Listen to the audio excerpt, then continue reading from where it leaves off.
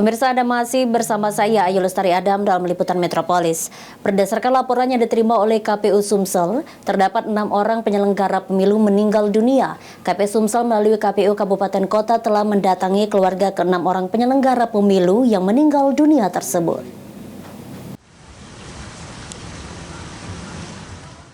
Disampaikan oleh Ketua KPU Sumsel Andika Pranata Jaya, jika 6 orang penyelenggara pemilu yang meninggal dunia tersebut terdiri dari Linmas, KPPS, dan juga PPS. Dan semuanya telah terverifikasi oleh KPU Sumsel melalui KPU Kabupaten Kota guna selanjutnya akan diberikan santunan.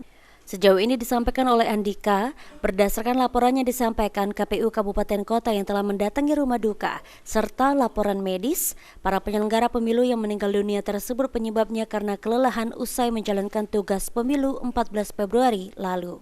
Penyebab lain nggak ada ya, cuman faktor kelelahan. Kalau dari penyakit yang bersangkutan kami belum tahu. Makanya kami lakukan verifikasi, kami datangi keluarganya dan kami minta informasi dari dokter yang merawat terakhir.